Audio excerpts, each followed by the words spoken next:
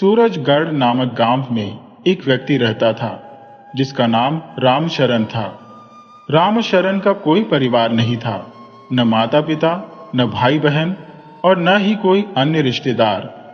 वह गांव में अकेला ही अपने घर में रहता था।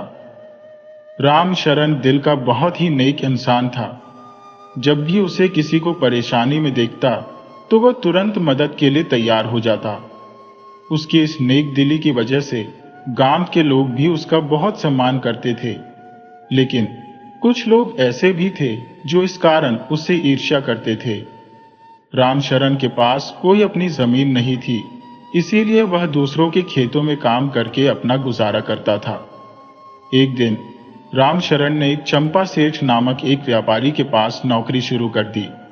चंपा सेठ के यहाँ काम करते हुए 6 महीने बीत गए थे। एक दिन चंपा सेठ ने रामशरण से कहा, देखो रामशरण, गांव के जमींदार ने अपने घर के लिए कुछ सामान बनवाने के लिए कहा था। क्या तुमने वह सारा सामान बांध दिया? जी मालिक, आपके कहे अनुसार मैंने सारा सामान बांध दिया है। अब बस उन्हें आकर ले जाना है, रामशरण ने जवाब दिया। चंपा सेठ ने कहा, जमींदार साहब ने मुझसे कहा था कि उनका आदमी आज काम पर नहीं आया है, इसलिए हमें ही यह सामान उनकी हवेली तक पहुंचाना है। तुम ऐसा करो कि यह सामान तुम ही उनकी हवेली पर पहुंचाओ और वापसी में आते समय तुम खाना खाकर आना, क्योंकि मुझे एक जरूरी काम से गांव के बाहर जाना है। अब तुम जल्दी से जाओ और यह काम कर दो। रामशरण ने वह सामान उठाया और जमींदार की हवेली पर छोड़ आया। उसके बाद उसने खाना खाया और दुकान पर वापस लौट आया। उसे देखते ही चंपा सेठ कहने लगे, आ गया रामशरण, अब तुम दुकान की अच्छे से देखभाल करना, क्योंकि मुझे वापस लौटते हुए शाम हो जाएगी। अब मैं चलता हूं। इसके बाद सेठ अपने जरूरी काम से बाहर चला गया। रामशरण दुकान में बैठ गया। तभी एक बूढ़ा आदमी दुकान के सामने आकर खड़ा हो गया। वह रामशरण से कहने लगा, बेटा, मुझे खाना खाए हुए 3 दिन हो गए हैं। क्या तुम कुछ खाने को दे सकते हो? मुझे बहुत भूख लगी है बेटा। रामशरण को उस बूढ़े व्यक्ति पर दया आ गई। उसने फलों की टोकरी में से 2 फल उठाकर उस बूढ़ी की ओर बढ़ाते हुए कहा, यह लो बाबा, तुम ये 2 फल खा लो, इससे तुम्हारी भूख अवश्य ही मिट जाएगी। लेकिन अगर फिर भी तुम्हें जरूरत पड़े तो मुझसे और फल मांग लेना। बूढ़ी ने वह 2 फल लिए और वहां से जाने लगा। यह देखकर रामशरण ने बूढ़े को आवाज देते हुए कहा, अरे बाबा, जरा रुको तो। तुमने तो कहा था कि तुम्हें बहुत भूख लगी है और अब तुम ये फल बिना खाए ही इन्हें लेकर जा रहे हो। इसका मतलब तुमने मुझसे झूठ कहा था। बूढ़ा व्यक्ति जवाब देने लगा, मुझे सचमुच बहुत अधिक भूख लगी है बेटा, परंतु सच यह है कि मेरी पत्नी घर पर है और उसने भी पिछले 2-3 दिनों से कुछ नहीं खाया, इसीलिए मैं ये दोनों फल उसके लिए ले जा रहा था। ये सुनकर रामशरण के दिल में गहरी पीड़ा हुई।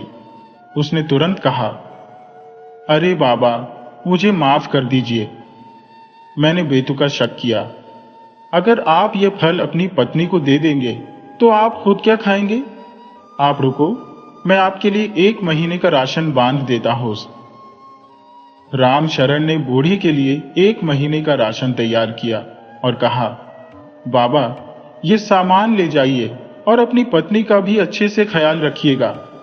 बूढ़ा व्यक्ति रामशरण की उदारता को देखकर बोला, तुम्हारा दिल बहुत बड़ा है बेटा, भगवान तुम्हारा भला करे। इसके बाद बूढ़ा वह सामान लेकर अपने घर की ओर चल पड़ा। कुछ समय बाद चंपा सेठ दुकान पर वापस आया और रामशरण से पूछने लगा, तो रामशरण, व्यापार कैसा रहा? दुकान में कितने लोग आए? मालिक, आपके जाने के बाद मैंने जितना सामान बेचा उसका पूरा हिसाब यहाँ है। कहते हुए रामशरण ने सेठ को पैसे का पूरा विवरण दे दिया। फिर उसने कहा, मालिक, एक बात आपको बतानी है। रामशरण थोड़े घबराए हुए नजर आ रहे थे। उन्हें घबराते देख सेठ ने पूछा, क्यों? रामशरण, तुमने कुछ पैसे लिए हैं? कितने पैसे लिए? नहीं मालिक, मैंने कोई पैसे नहीं लिए। बल्कि एक बूढ़ा और उसकी पत्नी अत्यंत भूखे थे, इसलिए मैंने उन्हें 1 महीने का राशन दे दिया। वे इतने गरीब थे कि उनके पास पैसे नहीं थे। आप चाहें तो मेरे वेतन से पैसे काट सकते हैं। बेचारे बूढ़े को देखकर मुझे बहुत दुख हो रहा था। यह सुनकर चंपा सेठ का गुस्सा भड़क उठा। वह चिल्लाते हुए बोला, क्या तुम चाहते हो कि मैं तुम्हारे वेतन से पैसे काट लूं? तुमने पहले ही 2 महीने की वेतन ले ली है, तो इस महीने की वेतन मैं कैसे दूंगा? अगर तुम ऐसे ही दान करते रहोगे तो मेरा व्यापार कैसे चलेगा? मेरे पास तुम्हारे दादा दादी की कोई संपत्ति नहीं है। अब मैं तुम्हें और बर्दाश्त नहीं कर सकता। रामशरण ने जवाब दिया, ऐसा नहीं है मालिक, मुझे पूरा विश्वास है कि यदि आप भी उस बूढ़ी को देखते तो वही करते जो मैंने किया। वे 3 दिन से भूखे थे, इसलिए मैंने ऐसा किया। लेकिन चंपा सेठ पर इस बात का कोई असर नहीं हुआ। वह क्रोध में चिल्लाते हुए बोला, नहीं रामशरण, आज के बाद तुम मेरी दुकान पर दिखाई मत देना। तुम्हारा अब यहां कोई काम नहीं है। इसी समय यहां से निकल जाओ। एक बात याद रखो, अब कभी भी मुझे अपना चेहरा मत दिखाना। आखिरकार चंपा सेठ ने रामशरण को धक्के देकर दुकान से बाहर निकाल दिया। अब रामशरण के पास कोई काम नहीं था और यह खबर पूरे गांव में फैल गई। रामशरण को देखकर सभी लोग उसकी ओर से खिसकने लगे थे। यहां तक कि उसके पुराने मित्र भी उसे देखते ही अपने रास्ते बदल लेते थे। उन्हें लगता था कि कहीं रामशरण उनसे पैसे न मांग ले। अपने मित्रों के इस व्यवहार को देखकर रामशरण का दिल बहुत टूट गया, लेकिन अब कुछ किया भी नहीं जा सकता था। उसने गांव के कई निवासियों से मदद मांगी कि कोई उसे काम दिलवा दे, लेकिन कोई भी उसकी सहायता के लिए तैयार नहीं था। रामशरण पूरा दिन काम की तलाश में इधर उधर भटकता रहता था। आखिरकार एक दिन जब वह काम ढूंढने के लिए जा रहा था, तभी किसी ने उसे पुकारा। यह आवाज एक बूढ़े व्यक्ति की थी। अरे सुनो बेटा। रामशरण ने पलट कर देखा। वही बूढ़ा व्यक्ति था जिसे उसने 1 महीने पहले राशन दिया था। बूढ़ा कहने लगा, अरे बेटा, तुम यहां कैसे घूम रहे हो? क्या तुम्हारा घर आसपास है? नहीं बाबा, मेरा घर तो यहां से बहुत दूर है, लेकिन मैं काम की तलाश में भटकते भटकते यहां पहुंच गया हूं। अच्छा बेटा, तो फिर तुम काफी थके हुए होंगे और तुम्हें भूख भी लगी होगी। हाँ बाबा, भूख तो लगी है। अगर आप कुछ खिला सकें तो बहुत मेहरबानी होगी। अरे क्यों नहीं बेटा, यह भी कोई कहने की बात है। आओ मेरी झोपड़ी में, मैं तुम्हें भरपेट खाना खिलाऊंगा। बूढ़ा रामशरण को अपनी झोपड़ी में ले गया। उसकी पत्नी ने रामशरण के लिए स्वादिष्ट खाना परोसा। रामशरण ने भरपेट भोजन किया और फिर उसने बूढ़े को अपनी सारी परेशानियों के बारे में बताया कि कैसे उसने उसकी मदद की और इसके बदले में नौकरी से निकाल दिया गया। अब वह काम की खोज में दर दर भटक रहा है। सारी बातें सुनकर बूढ़े को गहरी चिंता हुई। उसने कहा, बेटा, मेरी वजह से तुम्हारा काम छूट गया, इसके लिए मैं तुमसे माफी चाहता हूं। तुम तो मुझे जानते भी नहीं थे कि मैं कौन हूं, फिर भी तुमने मेरी सहायता की। लेकिन अब हमारे पास कोई परेशानी नहीं रहेगी, क्योंकि आज मेरा बेटा आने वाला है और जब भी तुम्हें भूख लगे तो हमारे पास आ जाना। मैं तुम्हें भरपेट खाना खिलाऊंगा। रामशरण आश्चर्यचकित होते हुए पूछने लगा, क्या आपके पास बेटा भी है? वह क्या करता है और इतने दिन से वह कहां था? बूढ़ा हंसते हुए कहने लगा, बेटा, मेरा बेटा एक चोर है, लेकिन उसने कभी भी हमें कोई तकलीफ नहीं दी, हमेशा हमारा ख्याल रखा। इन दिनों वह राजा की जेल में था, लेकिन आज उसकी सजा पूरी हो गई है। अब तक तो उसे आ जाना चाहिए था।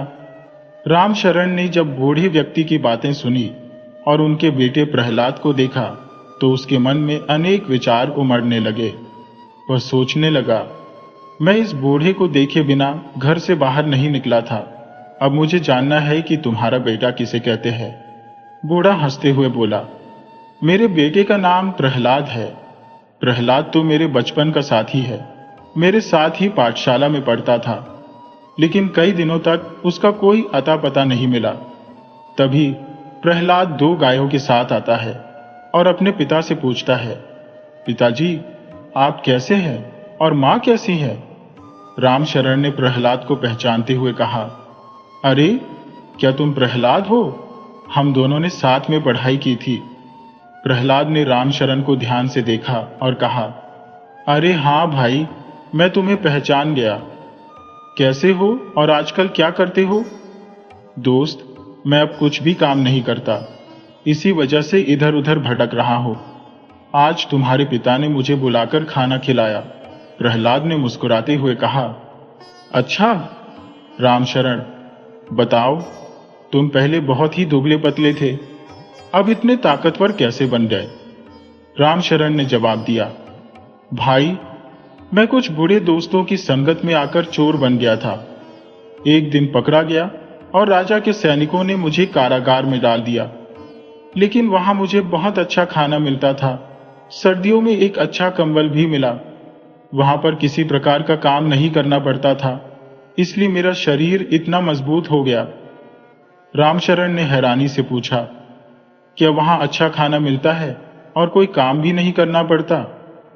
प्रहलाद ने कहा, हाँ, यह सच है, लेकिन वहां हम अपने परिवार और मित्रों से नहीं मिल सकते। अकेले रहना किसी नर्क से कम नहीं है, इसलिए मैं अब कभी कारागार नहीं जाना चाहता। आज मेरी सजा पूरी हो गई है और मुझे छोड़ दिया गया है। राजा ने मेरे अच्छे स्वभाव को देखकर मुझे यह 2 गायें भी दी है और कहा है कि मेहनत करके अपना जीवन यापन करूं। फिर रामशरण वहां से चलने लगा और कहा, ठीक है मित्र, अब मैं चलता हूं। रामशरण के जाने के बाद उसने पास के एक गांव में काम की खोज शुरू की। कई लोगों से सहायता मांगी, लेकिन कहीं से भी काम नहीं मिला। इससे उसका मन बहुत ही दुखी और थका हुआ हो गया। रामशरण एक पेड़ के नीचे बैठ गया और सोचने लगा कि ईमानदारी से काम करने के बावजूद भी उसे कोई काम नहीं मिल रहा। तभी प्रहलाद की बातें उसके मन में गूंजने लगी कि कारागार में बिना काम किए खाना मिलता है। उसने सोचा, क्यों न मैं भी कारागार में पहुंच जाऊं, जहां अच्छा खाना मिलेगा, कोई काम भी नहीं करना पड़ेगा और सोने के लिए एक अच्छा बिस्तर भी मिलेगा। लेकिन इसके लिए उसे चोरी करनी पड़ेगी और इससे किसी को दुख होगा, जो रामशरण को स्वीकार्य नहीं था। उसे किसी को दुखी करना मंजूर नहीं था। एक दिन रामशरण के मन में अचानक एक योजना कौंधी। अपने मन की गहराइयों में एक चालाक योजना बनाकर वह राजा के महल की ओर बढ़ने लगा। रास्ते में उसने एक लकड़ी अपने साथ ले ली। जब वह महल के पास पहुंचा तो एक पहरेदार उसकी निगाहबानी कर रहा था। रामशरण ने अपनी लकड़ी से पहरेदार पर हमला किया। पहरेदार आग बबूला हो गया और रामशरण को पकड़कर कहा, इतनी हिम्मत तुझमें कि तू मुझसे लकड़ी से मारता है? तू देख, तुझे इसकी सजा कैसे मिलती है। मैं अभी तेरी अक्ल ठिकाने लगाता हूं।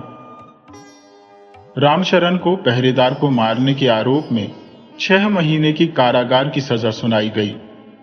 अब रामशरण कारागार में था। वहां उसे समय पर खाना मिलने लगा और कुछ दिनों बाद उसे वहां का जीवन अच्छा लगने लगा।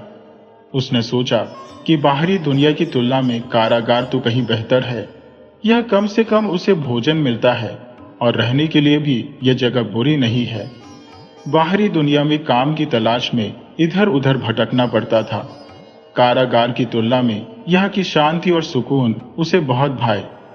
अब उसने तय कर लिया कि वह अपना पूरा जीवन यहीं बिताना चाहता है।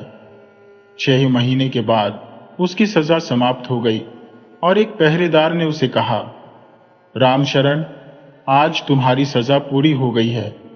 तुम्हें कारागार से रिहा किया जा रहा है। मुझे उम्मीद है कि तुम बाहर जाकर कोई अच्छा काम करोगे और एक अच्छा जीवन बिताओगे। सजा समाप्त होने पर भी रामशरण बिल्कुल खुश नहीं था। उसने कहा, इतनी जल्दी 6 महीने पूरे हो गए, लेकिन मैं बाहर नहीं जाना चाहता। मैं तो यही कारागार में रहना चाहता हूं। पहरेदार ने जवाब दिया, रामशरण, तुम्हारी सजा समाप्त हो चुकी है। अगर मैं तुम्हें यहां रखूंगा तो मेरी नौकरी खतरे में पड़ जाएगी। इस स्थिति में तुम्हें कारागार से बाहर जाना ही पड़ेगा। रामशरण को अपनी इच्छा के विरुद्ध कारागार से बाहर आना पड़ा। बाहर आने के बाद उसने सोचा कि अब उसे फिर से काम की तलाश में दर दर भटकना पड़ेगा।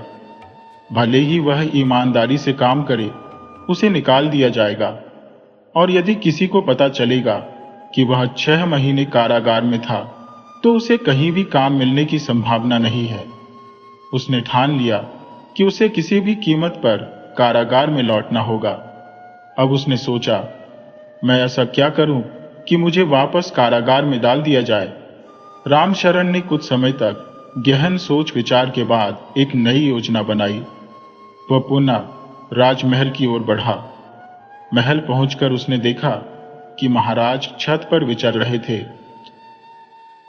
राजा को छत पर देखा तो रामशरण ने सोचा कि यह अवसर है। यदि वह एक पत्थर उठाकर राजा को चोट पहुंचाता है तो उसे सजा के रूप में कारागार में डाल दिया जाएगा, और इस बार उसे लंबी और कठोर सजा मिलेगी। यह विचार कर रामशरण ने एक पत्थर उठाया और राजा की ओर फेंक दिया, लेकिन पत्थर राजा को लगा नहीं और पास जाकर गिर पड़ा। राजा ने रामशरण की इस हरकत को देख लिया था। रामशरण ने पुनः पत्थर उठाकर राजा की ओर उछाला। राजा का क्रोध भड़क उठा और उसने छत से चीखते हुए कहा, अरे मूर्ख, तुम कौन हो? सिपाही, जल्दी जाओ और इस आदमी को पकड़कर मेरे सामने पेश करो। सिपाही ने राजा के आदेश का पालन करते हुए रामशरण को पकड़कर उसके सामने हाजिर कर दिया। राजा ने पूछा, भाई, तुम कौन हो और मेरे ऊपर पत्थर क्यों फेंका? एक सिपाही ने जवाब दिया, महाराज, यह आदमी पहले भी लकड़ी से हमले कर चुका है और 6 महीने की कारागार की सजा काट चुका है। राजा ने पूछा, तुम ऐसा क्यों कर रहे हो? क्या तुम्हारा मानसिक संतुलन बिगड़ गया है? क्या तुम नहीं जानते कि एक राजा को चोट पहुंचाने की सजा क्या हो सकती है? रामशरण ने उत्तर दिया, महाराज, यही तो मैं जानता हूं। आप मुझे कारागार में डाल देंगे, ये मेरी योजना है, इसलिए मैंने पत्थर फेंका। मैं चाहता हूं कि आप मुझे अधिक से अधिक और लंबी सजा दें। कृपया मुझे कारागार में डाल दें। राजा ने आश्चर्यचकित होकर कहा, तुम पागल लगते हो। कारागार में रहना कोई सुखद स्थिति नहीं है। यहां से बाहर आने के लिए लोग तरसते हैं और तुम यहां जाने की सोच रहे हो। तुम्हारे साथ ऐसा क्या हुआ है? रामशरण ने बड़ी ही निराशा और गहरी पीड़ा के साथ राजा से कहा, महाराज, मैं क्या बताऊं आपको। मैं एक सजग और ईमानदार व्यक्ति हूं। बस कुछ लोगों की मदद करने के कारण मुझे काम से निकाल दिया गया। गांव गांव, गली गली भटकने के बावजूद कहीं भी कोई काम नहीं मिला। मेरी भूख और पीड़ा को समझने वाला कोई भी नहीं है। इसलिए मैंने सोचा कि कारागार में समय पर भोजन मिल जाता है और एक छत भी मिल जाती है। इसी कारण मैंने कारागार में जाने का निर्णय किया, परंतु चोरी जैसा अपराध करके नहीं, क्योंकि मैं किसी को दुखी नहीं करना चाहता। इसीलिए मैंने आप पर पत्थर फेंका था ताकि मुझे कारागार में डाल दिया जाए। कृपया मुझे कारागार में डाल दें। इसके बाद रामशरण ने राजा को विस्तार से अपनी पूरी कहानी सुनाई, जिसमें बताया कि किस प्रकार उसके कठिन समय में उसके मित्र भी उसका साथ छोड़ चुके थे। राजा ने सारी बातें सुनने के बाद सोचा कि रामशरण कोई बुरा आदमी नहीं है। वह बस अपनी भूख मिटाने और सुरक्षित रहने के लिए कारागार जाना चाहता है। उसके भले स्वभाव और दूसरों की सहायता की आदत के कारण लोग उसे पसंद नहीं करते। राजा ने कहा, देखो, तुम सिर्फ पेट की भूख शांत करने के लिए कारागार जाना चाहते हो। मुझे लगता है तुम्हें कारागार की नहीं, बल्कि एक सम्मानजनक काम की आवश्यकता है। मैं तुम्हें आज ही अपने शाही बगीचे में माली की नौकरी पर रखता हूं। यदि तुम मन लगाकर काम करोगे तो तुम्हें किसी चीज की कमी नहीं होगी। क्या तुम्हें यह मंजूर है? राजा की बात सुनते ही रामशरण की आंखों में आंसू भर आए, लेकिन उसने उन्हें छुपाते हुए कहा, महाराज, मैं मेहनत से कमाए हुए भोजन का आदर करता हूं। आपने मुझे अपने महल में नौकरी दी, इससे अधिक क्या हो सकता है? मैं आपको कभी शिकायत का मौका नहीं दूंगा और पूरी मेहनत से काम करूंगा। ठीक है, तो आज से तुम अपने काम पर लग जाओ और भविष्य में कभी कारागार जाने का ख्याल भी मत करना। इसके बाद रामशरण ने राजा के बगीचे में माली के रूप में काम करना शुरू किया और अब वह एक शांत और सुकून भरी जिंदगी जीने लगा।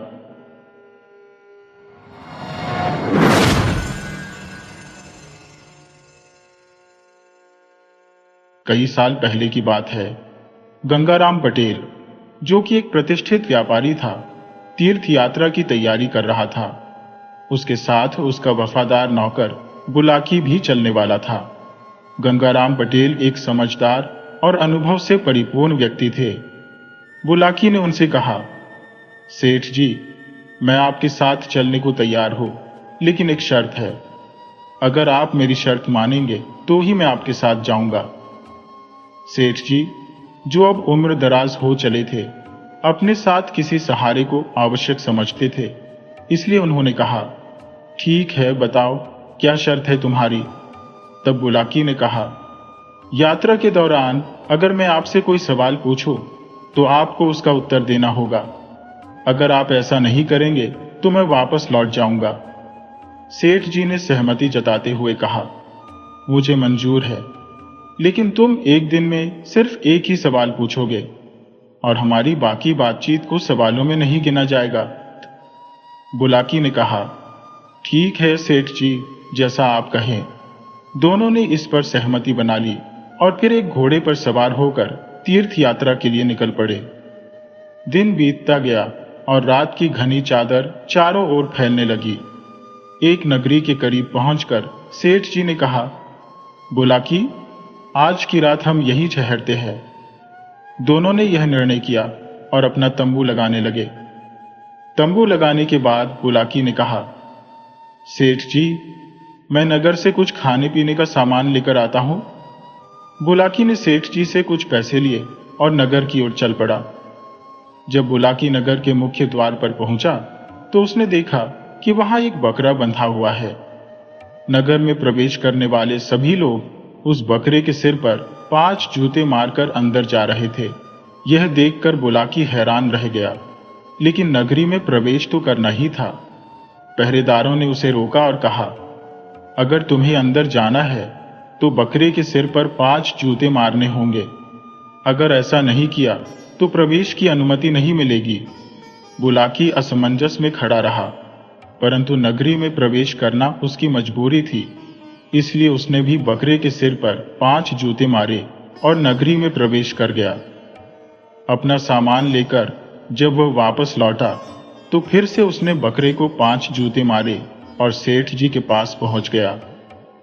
वापस आकर बुलाकी ने खाना बनाया, सेठ जी को परोसा और फिर खुद भी खाया।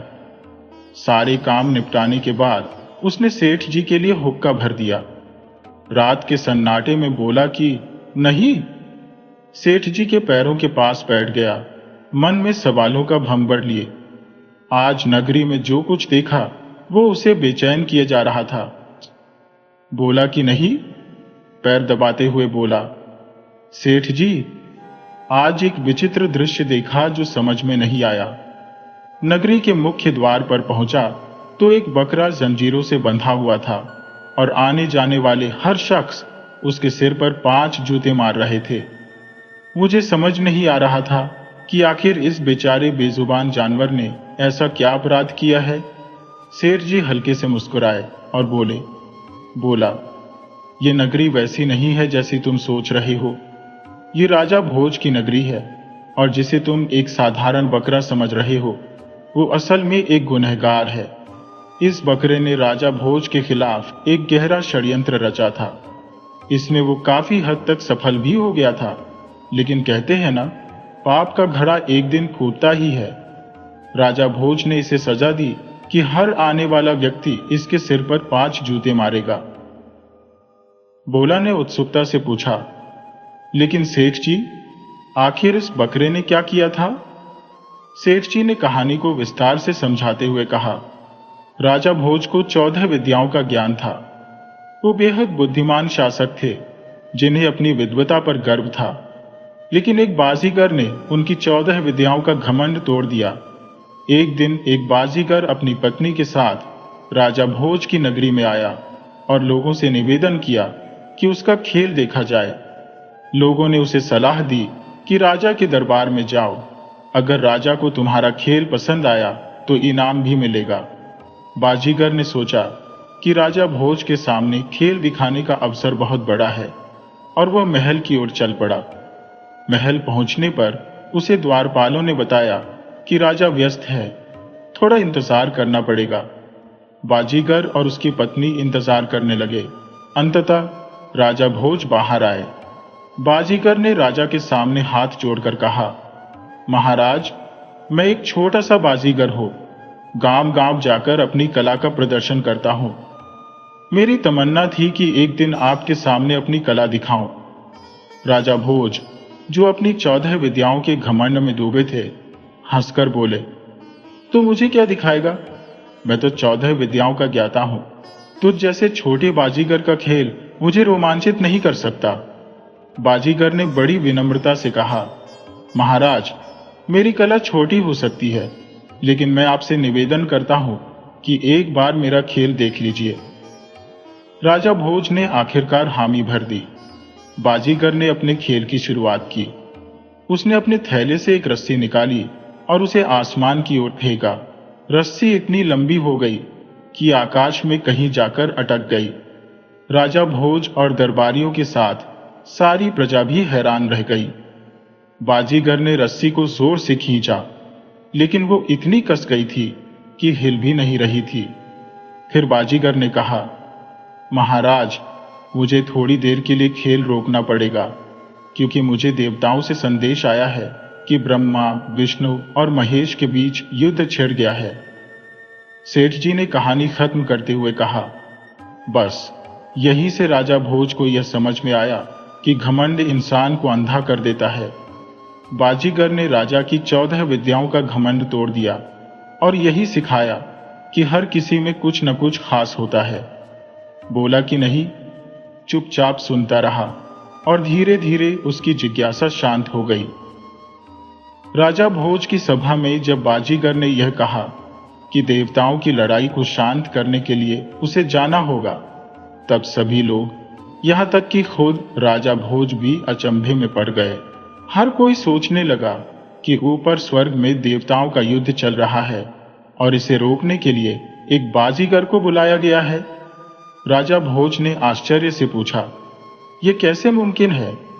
लेकिन फिर उन्होंने सिर हिलाया और बोले, ठीक है, पहले तुम जाओ और युद्ध को शांत कराओ। बाजीगर ने जाने से पहले कहा, महाराज, मेरी एक शर्त है। जब तक मैं लौट कर नहीं आता, मेरी पत्नी आपकी जिम्मेदारी होगी और मैं सबसे पहले आकर उसे मांगूंगा। राजा भोज सोच में पड़ गए, लेकिन बोले, ठीक है, तुम्हारी पत्नी सुरक्षित रहेगी। जैसे ही शर्त मंजूर हुई, बाजीगर ने रस्सी पर चढ़ना शुरू कर दिया। वह धीरे धीरे आकाश में जाता गया। उसका शरीर बादलों में खो गया। सबकी नजरें ऊपर टिक गईं, लेकिन बहुत देर हो चुकी थी और लोग अब उसकी वापसी का इंतजार कर रहे थे। तभी एक अप्रत्याशित दृश्य घटित हुआ। आकाश से बाजीगर का कटा हुआ पैर धरती पर गिरा। हर कोई स्तब्ध हो गया। फिर उसका दूसरा पैर, दोनों हाथ और आखिर में उसका सिर गिर पड़ा। राजा भोज भी यह देखकर अपने सिंहासन से खड़े हो गए। बाजीगर की पत्नी यह देख जोर जोर से रोने लगी। सभा में मौजूद हर कोई यह सोचने लगा कि ऊपर आखिर क्या हुआ होगा, कैसे यह सब हुआ। राजा भोज ने बहुत विचार करने के बाद बाजीगर के अंगों को अंतिम संस्कार के लिए चिता में जलाने का आदेश दिया। जैसे ही यह बात बाजीगर की पत्नी के कानों में पड़ी, उसने रोते रोते कहा, महाराज, मैं अपने पति के साथ सती होना चाहती हूँ। राजा भोज और उनकी रानियों ने उसे समझाने की बहुत कोशिश की, तुम अभी जवान हो, अपनी जिंदगी मत समाप्त करो। लेकिन बाजीगर की पत्नी ने जिद पकड़ ली। उसने कहा, अगर मुझे सती न किया गया तो मैं यहां मौजूद सभी लोगों को श्राप दे दूंगी, जिससे कोई भी उबर नहीं पाएगा। उस समय श्राप का बहुत महत्व था। लोग इससे बहुत डरते थे। राजा भोज खुद भी इस बात से भयभीत हो गए। जब बाजीगर की पत्नी को समझाने का कोई फायदा नहीं हुआ, तब राजा ने उसे भी सती होने की इजाजत दे दी। दोनों की चिता जला दी गई, लेकिन असली मुसीबत अभी बाकी थी। चिता की आग अभी ठंडी भी नहीं हुई थी कि विराज और पंजा निधि का माहिर जादूगर धीरे धीरे रस्सी से नीचे उतरता हुआ लौट आया। जैसे ही राजीव ने जादूगर को यूं उतरते देखा, वहां खड़े हर एक शख्स की आंखें हैरानगी से फटी रह गईं। एक बार फिर सभी के दिलों में सवालों का एक बवंडर उठने लगा। अब जादूगर जमीन पर पहुंच गया और सीधा राजा भोज के सामने आकर बोला, तो महाराज बताइए, मेरी कला कैसी लगी आपको? मैं आसमान में उड़ान भरकर वापस लौट आया हूं। राजा और पूरी प्रजा हक्का बक्का रह गई, जैसे राजा पत्थर की मूर्ति बन गया हो। जादूगर के सामने खड़ा राजा कुछ भी बोलने या सोचने की हालत में नहीं था। इसी बीच वहां मौजूद लोग एक तरफ उस जलती हुई चिता को देख रहे थे, जो अब तक ठंडी भी नहीं हुई थी। अब जादूगर का गुस्सा भड़कने लगा और वह बोला, मैंने इतना शानदार खेल दिखाया और कोई भी मेरी तारीफ नहीं कर रहा है। जब किसी ने भी उसकी प्रशंसा नहीं की, तो जादूगर ने निराश होकर कहा, ठीक है महाराज, अगर आपको और आपकी प्रजा को मेरी कला पसंद नहीं आई तो मैं क्या कर सकता हूं? मैं तो आपसे इनाम की उम्मीद लेकर आया था, मगर कोई बात नहीं, मैं किसी और नगरी में जाकर अपना खेल दिखाऊंगा। वहां का राजा मुझे जरूर सराहेगा। अब आप मेरी बाजी करने को बुलवाइए, जिससे मैं यहां से निकल सकूं, क्योंकि मैंने अपने हिस्से की अमानत आपके पास छोड़ी थी। राजा भोज जादूगर को पत्थर की मूर्ति की तरह घूरते रहे। जादूगर ने अपनी पत्नी को हर जगह ढूंढा, मगर वह कहीं नहीं मिली। जब काफी खोजबीन के बाद भी उसकी पत्नी का कोई अता पता नहीं चला, तो जादूगर क्रोधित होकर राजा भोज पर इल्जाम लगाने लगा। अब राजा को अपनी चुप्पी तोड़नी पड़ी, क्योंकि कोई भी राजा अपनी इज्जत पर यूं लांछन लगते नहीं देख सकता। राजा भोज बोले, तुम्हारी पत्नी तो तुम्हारे साथ ही सती हो गई थी। राजा ने जादूगर को पूरी घटना बताई, मगर जादूगर तैश में आकर बोला, महाराज, आप झूठ बोल रहे हैं। जरूर आपने मेरी पत्नी को कहीं छुपा दिया है। राजा भोज ने शांत स्वर में कहा, भला मैं तुम्हारी पत्नी को क्यों छुपाऊंगा? तुम्हारी पत्नी के साथ मेरा कोई लेना देना नहीं है। लेकिन जादूगर मानने को तैयार नहीं था। वह कहने लगा, आप मेरी पत्नी को अपनी रानी बनाना चाहते थे। मेरी बाजी करनी रूपमती है, जैसी स्त्री संसार में कहीं नहीं, और आपकी कोई भी रानी उसकी बराबरी नहीं कर सकती। आप चरित्रहीन राजा है।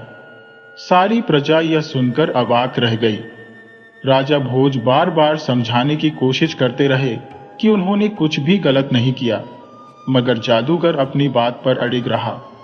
अंततः जादूगर ने चुनौती दी, महाराज, अगर मैं आपकी महल से अपनी पत्नी को ढूंढ निकालूं, तो क्या आप अपना राज्य मुझे दे देंगे?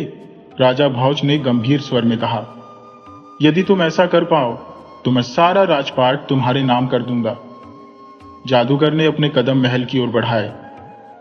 जैसे ही वह महल के अंदर दाखिल हुआ, उसने जोर से पुकारा, बाजी करनी, आओ, हम चलें। ऊपर से एक आवाज आई, आती हूं जी। बाजी करनी महल के एक कक्ष से बाहर निकली और जादूगर के पास आकर खड़ी हो गई। उसे देखकर राजा भोज और महल के सभी लोग दंग रह गए। जादूगर ने राजा भोज की ओर घूरते हुए कहा, महाराज, अब क्या सफाई देंगे?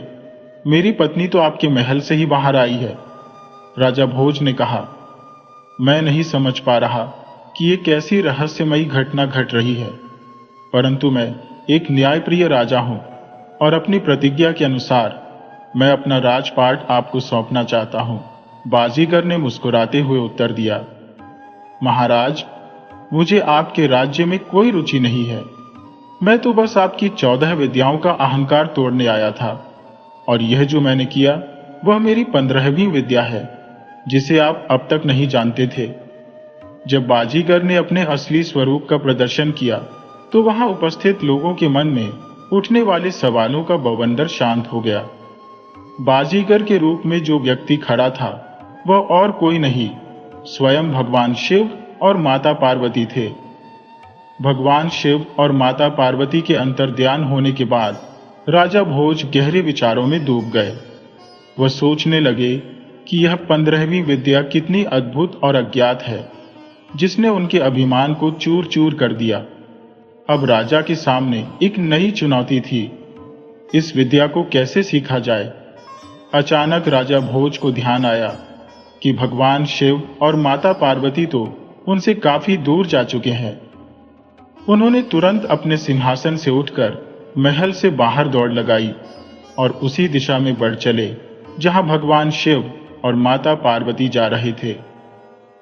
दूर से उन्होंने उन्हें देखा और पास पहुंचकर उनके चरणों में गिर पड़े। राजा भोज ने कहा, हे कृपा निधान, मेरी समस्या का समाधान कीजिए। भगवान शिव ने उत्तर दिया, महाराज, आप तो 14 विद्याओं के स्वामी हैं। आपके नाम का डंका दूर दूर तक बजता है, फिर आपको क्या परेशानी हो सकती है। राजा भोज ने विनम्रता से कहा, हे कृपा निधान, मुझसे बहुत बड़ी भूल हो गई, कृपया मुझे क्षमा करें। आगे से मैं ऐसा अहंकार अपने मन में कभी नहीं लाऊंगा। भगवान शिव ने कहा, अब बताओ महाराज, तुम मुझसे क्या चाहते हो। राजा भोज ने उत्तर दिया, हे भगवान, मैं 15वीं विद्या सीखना चाहता हूं, कृपया मेरा मार्गदर्शन करें। भगवान शिव ने गंभीरता से कहा, राजन, यह विद्या सीखना इतना सरल नहीं है। यह एक अत्यंत कठिन और जटिल प्रक्रिया है। इसे सीखने का कोई समय निश्चित नहीं है। पता नहीं इसमें कितना समय लगेगा। तब तक राज्य का संचालन कैसे होगा। अच्छा यही होगा कि तुम 15वीं विद्या सीखने का विचार त्याग दो।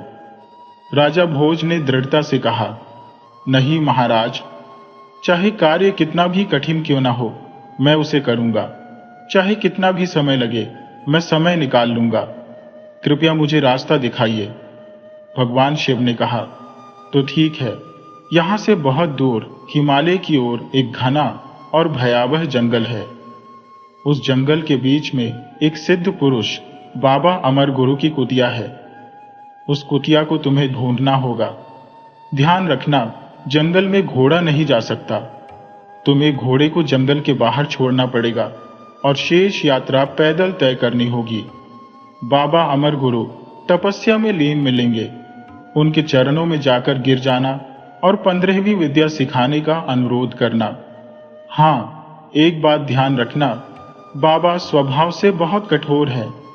अगर वे तपस्या में लीन हो तो उनकी तपस्या भंग मत करना, नहीं तो वे क्रोधित हो सकते हैं। बाबा की तपस्या पूर्ण होने का धैर्यपूर्वक इंतजार करना। यदि बाबा को दया आ गई तो वे तुम्हें 15वीं विद्या अवश्य सिखाएंगे। इतना कहकर भगवान शिव और माता पार्वती अंतर्ध्यान हो गए। भगवान शिव और माता पार्वती के अंतर्ध्यान होने के बाद राजा भोज वापस अपनी नगरी आए और अपने विश्वासपात्र मंत्रियों की एक सभा बुलाई। उन्होंने मंत्रियों को आगे की योजना समझाते हुए कहा, देखो, मैं एक अत्यंत आवश्यक कार्य के लिए राज्य से दूर जा रहा हूं। मेरे अनुपस्थित रहने के दौरान आप सभी मिलकर राज्य का कार्य संभालना। प्रजा को कोई कष्ट न हो, इसका विशेष ध्यान रखना, क्योंकि मुझे वापस आने में कितना समय लगेगा इसका कोई अनुमान नहीं है। इसलिए आप सभी अपने अपने कार्य पूरी निष्ठा और ईमानदारी से करना। मंत्रियों को समझाकर राजा महल की ओर चल दिए। राजा भोज की 2 रानियां थी। एक का नाम सत्यवती और दूसरी का नाम भानुमति था। सत्यवती अपने पति के प्रति अत्यंत समर्पित और पवित्र थी। वह महाराज के दर्शन के बिना अन्न जल ग्रहण नहीं करती थी। दूसरी ओर रानी भानुमति के आचरण पर कुछ संदेह था। उसका चरित्र सत्यवती के विपरीत था। राजा भोज पहले रानी सत्यवती के कक्ष में गए और बोले, रानी, मैं एक अत्यंत महत्वपूर्ण कार्य के लिए कुछ समय के लिए नगरी छोड़कर जा रहा हूं। मुझे नहीं पता कि मुझे लौटने में कितना समय लगेगा। यह समय 1 वर्ष का भी हो सकता है, 12 वर्षों का भी, या इससे अधिक का भी। इसलिए मैं तुम्हें सलाह देता हूं कि मेरे लौटने तक तुम सावधानी से रहना। रानी सत्यवती की आंखें बार बार भर आती थी और वो बोली, हे महाराज, मैं तो आपके बिना पानी भी नहीं पी सकती। इतना लंबा समय आपके बगैर कैसे कटेगा, खासकर जब आपके लौटने का कोई निश्चित समय भी नहीं है। कृपा करके मुझे भी अपने साथ ले चलिए। राजा भोज ने धीरे से उत्तर दिया, नहीं रानी, मैं आपको साथ नहीं ले जा सकता। जिस कार्य के लिए मैं जा रहा हूं वहां महिलाओं का प्रवेश वर्जित है। आप मेरे साथ चलकर मेरी यात्रा में बाधा नहीं डालेंगी, यही मेरा आपसे अनुरोध है। सत्यवती ने आंसू पोंछते हुए कहा, महाराज, आप तो जानते ही हैं कि आपके दर्शन किए बिना मैं भोजन या पानी तक नहीं ग्रहण करती, भले ही मेरी जान क्यों न चली जाए। राजा भोज ने हल्की मुस्कान के साथ कहा, इसका हल मेरे पास है। मैं इस दीवार पर अपनी तस्वीर बना देता हूं। आप इस तस्वीर को भोग लगाकर भोजन कर लेना। राजा भोज ने खुद की हूबहू तस्वीर दीवार पर बना दी। सुबह होते ही राजा भोज अपने सफर की तैयारी करने लगे। जाने से पहले उन्होंने सत्यवती को बुलाया और समझाते हुए कहा, देखो रानी, मैं जिस काम के लिए जा रहा हूं वो बहुत कठिन और उलझन भरा रास्ता है। मुझे नहीं पता कि मेरे साथ क्या हो सकता है, इसलिए मैं आपको अपनी मूंछ का एक बाल देकर जा रहा हूं। इसे संभाल कर रखना। जब मैं वापस आऊंगा तो सबसे पहले आपसे यही मूंछ का बाल मांगूंगा। तभी आप समझेंगी कि मैं ही असली राजा भोज हूं। लेकिन इस बात को गुप्त रखना, किसी को न बताना। रानी ने वो मूंछ का बाल संभालकर एक डिब्बे में रख लिया और उसे गुप्त स्थान पर छिपा दिया। राजा भोज ने अपनी यात्रा शुरू करने से पहले अपने पुराने साथी नाई को बुलाने का आदेश दिया। सैनिकों ने तुरंत नाई तक संदेश पहुंचाया। जैसे ही नाई को पता चला कि उसे राजा भोज ने बुलाया है, वह बिना देर किए दौड़ा दौड़ा आया।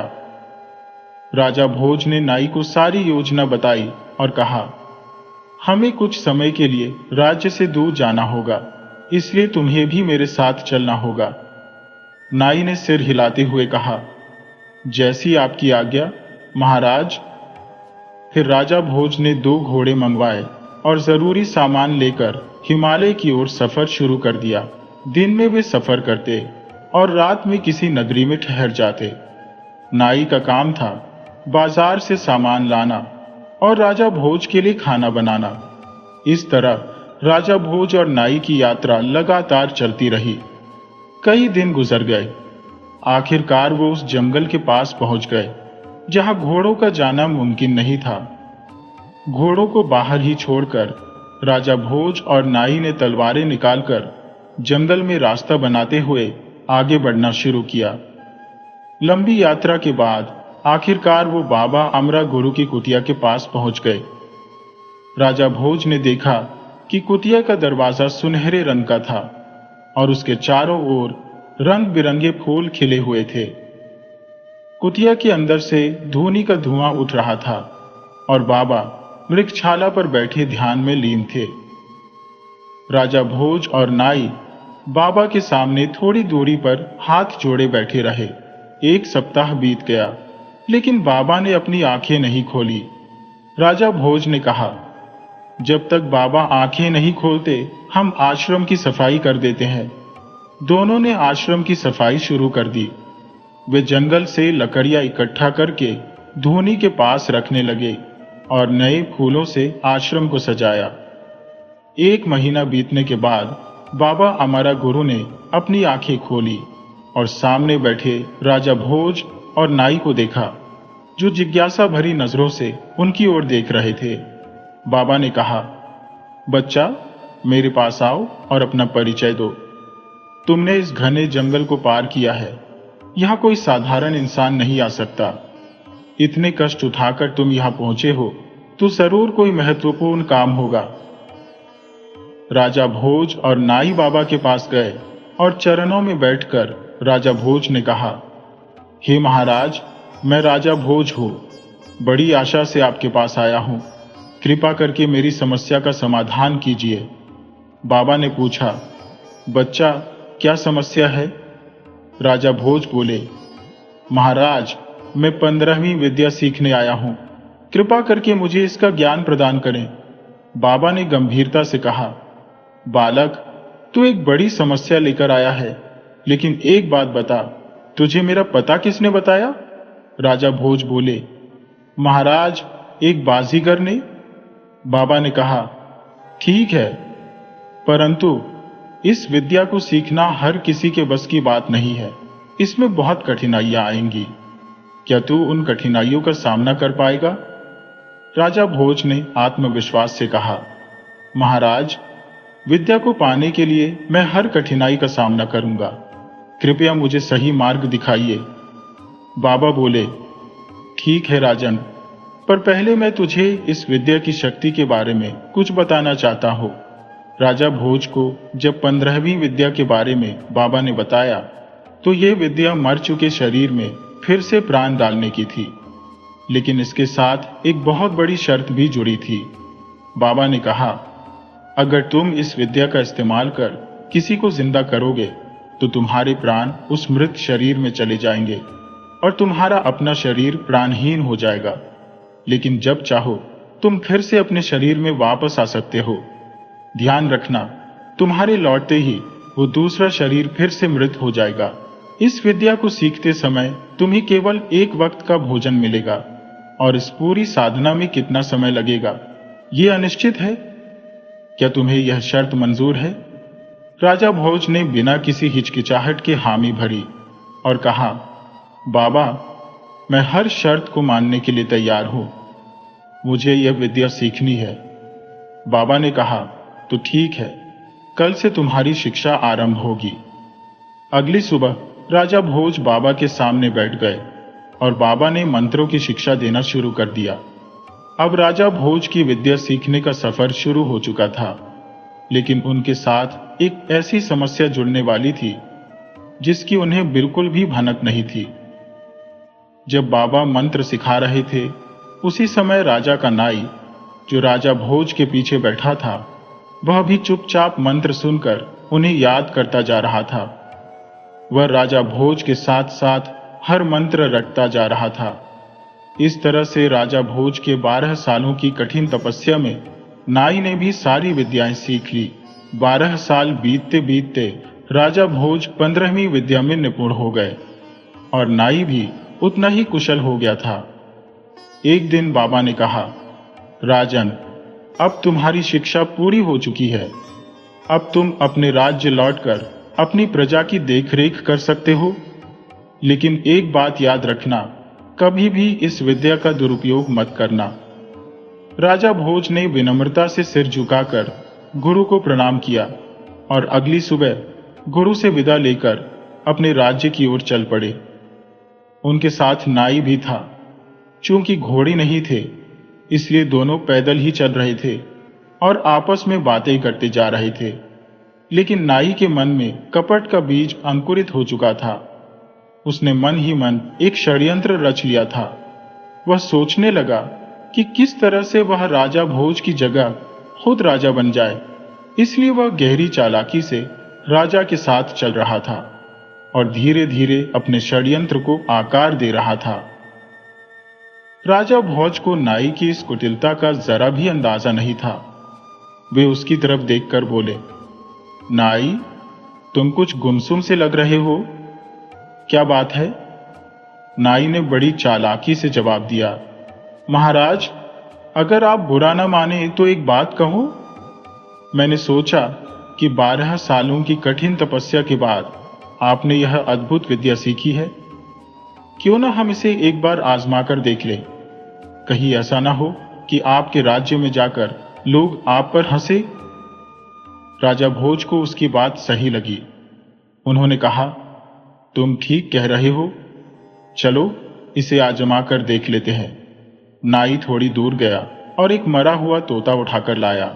उसने राजा भोज के सामने रख दिया और कहा, महाराज, इस मरे हुए तोते में अपने प्राण डाल दीजिए। राजा भोज ने बिना सोचे समझे कहा, ठीक है।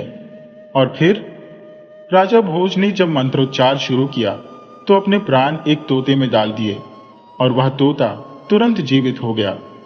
दूसरी ओर राजा भोज का शरीर बेसुध होकर जमीन पर गिर पड़ा। उधर नाई अपनी साजिश में सफल होता दिख रहा था। उसने मौके का फायदा उठाते हुए फौरन मंत्र पढ़कर अपने प्राण राजा भोज के शरीर में डाल दिए। अब नाई का शरीर भी निष्प्राण होकर गिर गया और राजा भोज का आत्मा तोते में कैद हो गई। यह देखकर राजा भोज, जो अब तोते के रूप में थे, चौंक गए और बोले, नाई, ये तूने क्या कर डाला? तू मेरे शरीर में क्यों घुस गया? नाई ने हंसते हुए जवाब दिया, महाराज, मैं बस अपनी विद्या आजमा रहा था, जो मैंने आपको चोरी छिपे देख देख कर सीखी थी। राजा भोज का गुस्सा 7वें आसमान पर था। वह बोले, नाई, तूने अपनी सीमाओं को पार किया है। ये बड़ा अपराध है। तुझे दरबार में सख्त सजा दी जाएगी। अब तू फौरन मेरे शरीर को खाली कर और वापस अपने शरीर में लौट जा। नाई ठहाका मारते हुए बोला, महाराज, क्या आप मुझे मूर्ख समझते हैं? मैं इतनी आसानी से इस सुनहरे मौके को गंवाने वाला नहीं हूं। मुझे तो आखिरकार राजा बनने का मौका मिला है और इसे मैं बिल्कुल नहीं छोड़ूंगा। आप तो अब एक मामूली तोते हैं। आपका मुझसे क्या बिगड़ सकता है? मैं अब वही सारे ऐश आराम भोगूंगा जो एक राजा के हिस्से में आते हैं। फिर नाई ने अपनी चाल को अंजाम देने की सोचते हुए उस तोते को पत्थर से मारने की कोशिश की जिसमें राजा भोज के प्राण बस रहे थे, मगर बेचारा तोता यानी राजा भोज अपनी जान बचाने के लिए वहां से उड़कर एक ऊंचे पेड़ की टहनी पर जा बैठा। वहां से वह नाई को देख रहा था और मन ही मन सोच रहा था, जिस पर मैंने इतना भरोसा किया उसी ने मुझे धोखा दे दिया। अब मैं क्या कर सकता हूं? तोता उदास होकर बैठ गया और रोने लगा। उधर नाई, जो अब राजा भोज के शरीर में था, लकड़ियां और सूखी घास इकट्ठा करने लगा। उसने अपने बेसुध पड़े शरीर को जला दिया ताकि कोई उसकी असलियत न पहचान सके। अब धोखेबाज नाई पूरी तरह से राजा भोज का रूप धारण कर चुका था और राजा भोज को एक तोते के रूप में जंगल में भटकने के लिए छोड़ दिया। नाई लगातार पैदल चलता हुआ राजा भोज की नगरी के द्वार पर जा पहुंचा। पहरेदारों ने जैसे ही राजा भोज के शरीर को देखा, वे दौड़कर दरबार में सूचना देने पहुंचे। राजा के वापस लौटने की खबर सुनते ही दरबार के सभी मंत्री और सदस्य खुशी से उछल पड़े। वे बैन बाजे, फूल मालाएं और ढेरों आदर सत्कार का सामान लेकर राजा के स्वागत के लिए दौड़ पड़े। नाई, जो अब राजा भोज बना हुआ था, महल के द्वार पर पहुंचा, जहां नौकरानियां आरती की थाली लेकर स्वागत के लिए खड़ी थी। मगर जैसे ही नाई ने देखा कि रानी सत्यवती उसे स्वागत करने नहीं आई, वह गुस्से में बोला, रुक जाओ, मैं अंदर नहीं जाऊंगा जब तक मेरी रानी सत्यवती आकर मेरा स्वागत नहीं करती। राजा का आदेश सुनते ही सत्यवती को बुलाया गया। रानी सत्यवती आरती की थाली लेकर आई, मगर वह चुपचाप एक ओर खड़ी रही। तब नाई, जो अब राजा भोज के रूप में था, बोला, क्या बात है रानी, क्या आप हमें देखकर खुश नहीं है? हम इतने वर्षों बाद लौटे हैं। सत्यवती ने शांति से कहा, महाराज, मैं आपकी आरती करूंगी और आपको खुशी खुशी आपके कक्ष में लेकर चलूंगी, मगर पहले मुझे यह बताइए कि जब आप जरूरी काम से जा रहे थे तो क्या कहकर गए थे? नाई, जो अब राजा भोज बना हुआ था, चिढ़कर बोला, रानी, ऐसी छोटी छोटी बातें 12 साल बाद कौन याद रखता है? आप आइए और हमारी आरती कीजिए। सत्यवती ने कठोर स्वर में कहा, कभी नहीं। पहले आप मुझे वह वादा याद दिलाइए जो आपने जाते वक्त किया था, तभी मैं आपको महल में आने दूंगी। नाई मन ही मन सोचने लगा, यह रानी तो बहुत तेज और होशियार है, या मेरी कोई चाल काम नहीं आने वाली।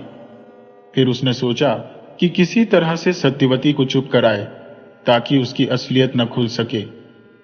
जब नाई रानी भानुमति के महल के दरवाजे पर पहुंचा तो उसने देखा कि भानुमति पहले से ही राजा के स्वागत के लिए आरती की थाल लिए खड़ी थी।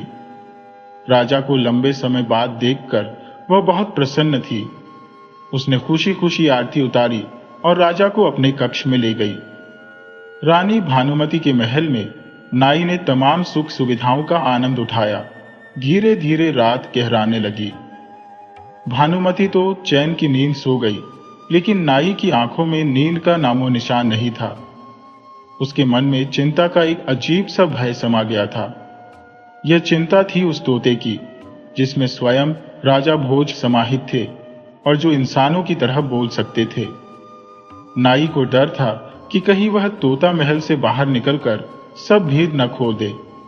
इस चिंता से निजात पाने के लिए नाई ने एक खतरनाक योजना बनानी शुरू की। दूसरी तरफ राजा भोज, जो अभी भी एक तोते के रूप में उसी घने जंगल में भटक रहे थे, वे बेचारे भूख और प्यास के मारे इधर उधर भटकते रहे। पानी की तलाश में वे एक बावड़ी तक पहुंच गए जहां 99 तोते पहले से ही थे। उन तोतों ने देखा कि एक नया तोता आया है और वह बहुत प्यासा लग रहा है। वह बेचारा लगातार पानी पिए जा रहा था। नया तोता देखकर सभी तोते खुश हो गए और आपस में बातें करने लगे। चलो दोस्तों, इससे दोस्ती कर लेते हैं। अगर ये हमारा साथी बन गया तो हम पूरे 100 हो जाएंगे। फिर सारे तोते राजा भोज बने उस तोते के पास आए और अपनी तोतों की भाषा में उससे बातचीत करने लगे। चूंकि राजा भोज 15 विद्याओं के ज्ञाता थे, वे तोतों की भाषा समझ सकते थे। उन्होंने भी तोतों की भाषा में जवाब दिया, देखो दोस्तों, मैं अकेला हूं, मेरा कोई परिवार नहीं है, मैं दुनिया घूमने निकला हूं। अगर आप सब मुझसे दोस्ती करना चाहते हो तो मैं तैयार हूं। मैं आप सबके साथ ही रहूंगा। सारे तोते बहुत खुश हुए और सब मिलकर रहने लगे। अब राजा भोज हर दिन उन तोतों को ज्ञानवर्धक बातें और कहानियां सुनाने लगे। इससे सभी तोते सोचने लगे कि ये तोता बहुत ही समझदार है। इसके आने से हमें पानी की तलाश में भटकना नहीं पड़ता। यह हमें सीधे वहां ले जाता है जहां पानी उपलब्ध होता है। इस कारण सभी तोते राजा भोज का आदर करने लगे और एक दिन तो उन्होंने मिलकर राजा भोज को अपना मुखिया बना दिया। जब राजा भोज उन तोतों के साथ हो गए तो सबका समय आनंदमय बीतने लगा, क्योंकि 15 विद्याओं के ज्ञाता तोता उनके बीच मौजूद था, जो किसी भी समस्या का समाधान पहले से ही सूंघ लेता था। उसकी उपस्थिति से सभी तोते सुरक्षित महसूस करने लगे। लेकिन अब इन तोतों के सामने एक नई समस्या आने वाली थी, जिसने उन्हें फिर से भटकने और अपनी जान बचाने के लिए भागने पर मजबूर कर दिया। उधर नाई की योजना तैयार हो चुकी थी। उसने राज्य में घोषणा करवाई कि सभी मंत्रियों से कह दो कि महाराज का आदेश है, तुरंत सभा लगाई जाए। महाराज का हुक्म सुनते ही सभी मंत्री, द्वारपाल, सेनापति और रानी दौड़ते हुए सभा में पहुंचे। जब सब उपस्थित हो गए तो राजा ने आदेश दिया, हमारे राज्य की सीमा तक सभी प्रजाजनों को यह संदेश भेजा जाए कि राजा का हुक्म है, जो भी बूढ़ा, जवान, नारी कोई भी तोता मारकर लाएगा, उसे एक तोते के बदले एक सोने का सिक्का दिया जाएगा। जो 2 लाएगा उसे 2 सोने के सिक्के, और जो 10 लाएगा उसे 10 सोने के सिक्के मिलेंगे, और जो 50 तोते लाएगा उसे 50 सोने के सिक्के दिए जाएंगे। राजा का यह हुक्म सुनकर सभी दरबारी हैरान रह गए। ये राजा को क्या हो गया है? अचानक तोते मरवाने का आदेश क्यों दे रहे हैं? लेकिन सभी केवल सोच ही सकते थे। राजा का आदेश था, कोई उसके खिलाफ नहीं जा सकता था। यह समाचार जब प्रजाजनों तक पहुंचा तो सभी निठल्ले लोग तोते पकड़ने निकल पड़े। शाम तक कोई 1 तोता लाता, कोई 2, कोई 10 तोते लाता, और जो जितने तोते लाता उसे उतने ही सोने के सिक्के दिए जाते। धीरे धीरे यह समाचार आसपास के नगरों में भी फैल गया कि फलाना राजा तोते मारने के बदले में सोने का सिक्का दे रहा है। बेचारे तोते समझ नहीं पा रहे थे कि उनका क्या कसूर है, उन्हें क्यों मारा जा रहा है। यह खबर जब राजा भोज के पास पहुंची तो वह तुरंत सतर्क हो गए। उन्होंने अपने साथी 99 तोतों को बुलाया और कहा, होशियार हो जाओ, मुसीबत हमारे ऊपर आने वाली है। सारे तोते बेचारे डर गए और राजा भोज बने तोते की ओर उम्मीद भरी निगाहों से देखने लगे।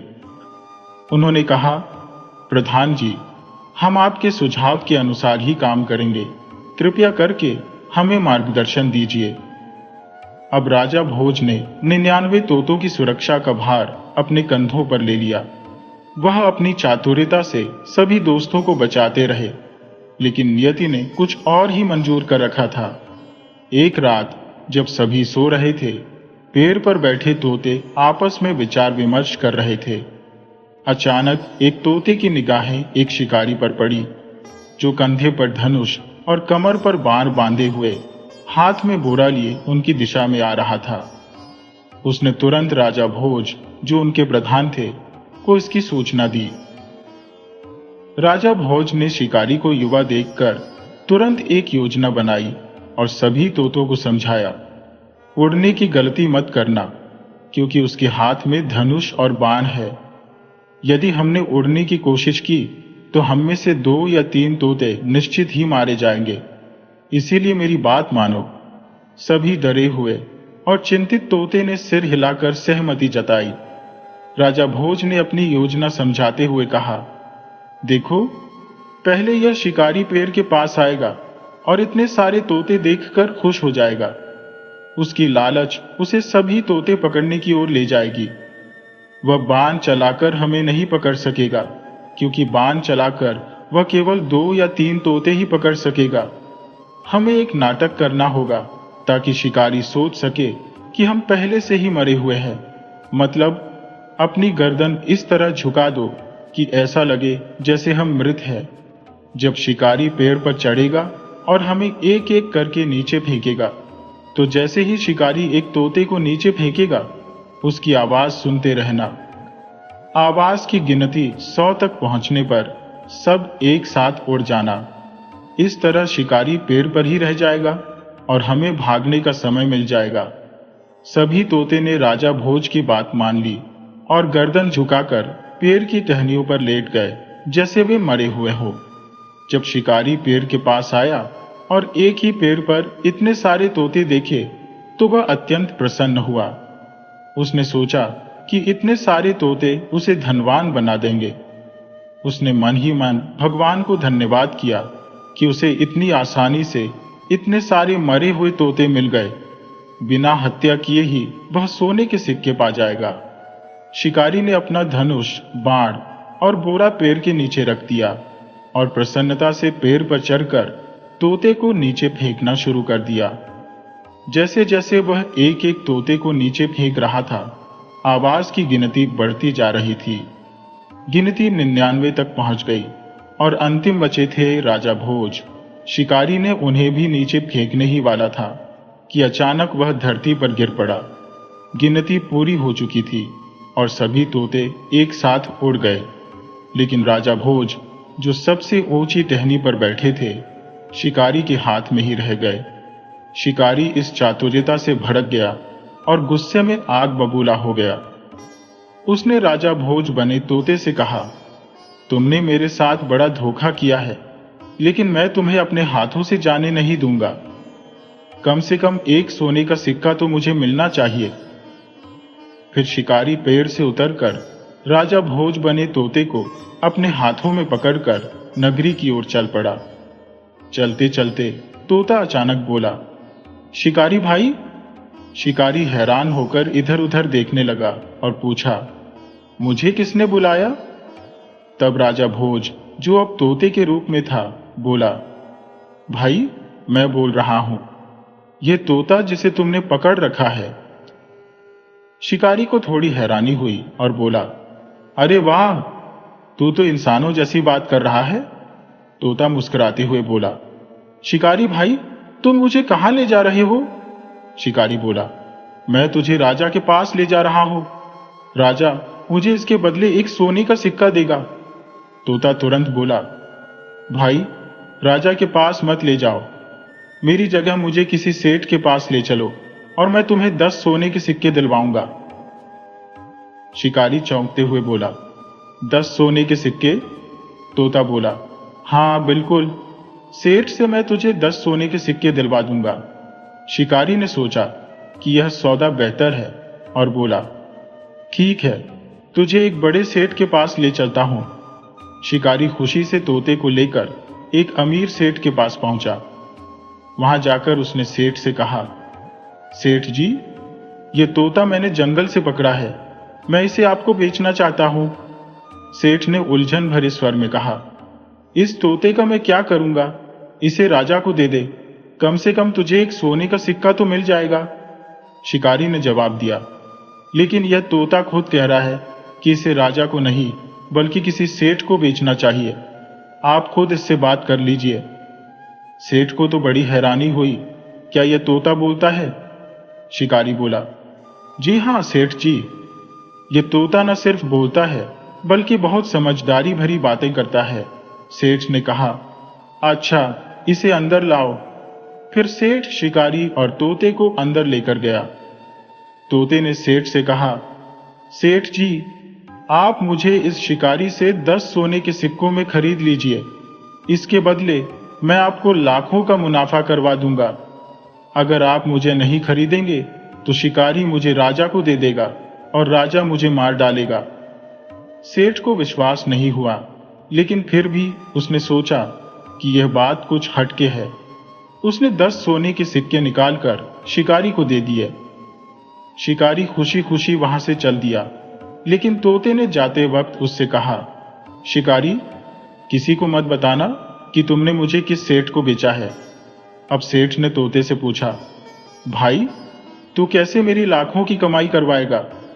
तोता बोला, सेठ जी, जैसा मैं कहता हूं वैसा आप करते जाइए, देखिएगा आपके पास दौलत की बारिश होगी।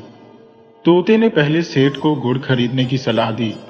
उसने कहा, अगले हफ्ते गुड़ का भाव 2 गुना हो जाएगा, जितना हो सके गुड़ खरीद लो।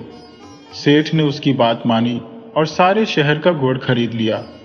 हफ्ते भर बाद सचमुच गुड़ का दाम 2 गुना हो गया और सेठ ने वही गुड़ 2 गुने दाम पर बेच दिया। इस मुनाफे से सेठ बहुत खुश हुआ। उसने सोचा, यह तोता सच में बड़ा होशियार है। अब वह रोज तोते से सलाह लेने लगा। तोता कभी उसे रुई खरीदने को कहता तो कभी लोहे में निवेश करने की सलाह देता। धीरे धीरे सेठ की तिजोरियां भरने लगी। एक दिन सेठ बोला, भाई, तेरी वजह से मैं इतना अमीर हो गया हूं। आज तू जो भी चाहे मुझसे मांग ले, मैं तेरे लिए कुछ भी करने को तैयार हूं। तोता यह सुनकर उदास हो गया। उसकी आंखों में आंसू आ गए। सेठ ने उसकी उदासी देखी और कहा, भाई, तू रो क्यों रहा है? मुझे माफ कर दे। मैंने अपनी कमाई के चक्कर में कभी तेरे दुख दर्द नहीं पूछे। अब तू मुझे अपनी कहानी सुना। तोते ने कहा, सेठ जी, मैं कोई साधारण तोता नहीं हूं बल्कि राजा भोज हूं। फिर उसने सेठ को अपनी पूरी कहानी सुनाई, कैसे नाई ने उसे धोखा दिया और कैसे वह अब इस तोते के शरीर में कैद है। सेठ यह सुनकर दंग रह गया। वह राजा भोज के पैरों में गिर पड़ा और बोला, महाराज, मुझसे बहुत बड़ी गलती हो गई, कृपया मुझे माफ कर दीजिए। मैंने इतने बड़े महाराज को एक साधारण नौकर की तरह रखा। कृपया मुझे माफ करें और यदि मेरे लायक कोई सेवा हो तो मुझे बताएं। तोते ने कहा, आपकी कोई गलती नहीं है, मुझे मेरे कर्मों का फल मिला है, लेकिन अगर आप कुछ कर सकते हैं तो मुझे किसी भी तरह से रानी सत्यवती के पास पहुंचा दें, आपकी बड़ी कृपा होगी। सेठ ने कहा, ठीक है महाराज, मैं किसी भी तरह से आपको रानी सत्यवती के पास पहुंचाऊंगा, चाहे मुझे कितने भी खतरों का सामना क्यों न करना पड़े। सेठ अपने वचन के अनुसार राजा भोज बने तोते को रानी सत्यवती से मिलाने के लिए बेताब था। एक दिन उसने योजना बनाई और तोते को अच्छी तरह छिपाकर राजा भोज की नगरी की ओर चल पड़ा। 4 दिन की यात्रा के बाद वह राजा भोज की नगरी में पहुंच गया और सत्यवती के महल के बाहर जाकर बैठ गया। मसला इतना गंभीर था कि वह किसी को भी इसके बारे में नहीं बता सकता था। सेठ को बेहद सावधानी से कदम उठाने पड़े, लेकिन अब करे क्या? महल के अंदर जाना उतना ही मुश्किल था जैसे किसी गरीब आदमी के लिए किसी बड़े सेठ से मिलना। सेठ महल के बाहर बैठा रहा, उम्मीद लगाए कि भगवान कोई रास्ता निकालेंगे। अचानक सेठ ने देखा कि एक दासी महल से बाहर आई। सेठ ने तुरंत दिमाग दौड़ाया और समझा कि अब आगे का काम यही दासी कर सकती है।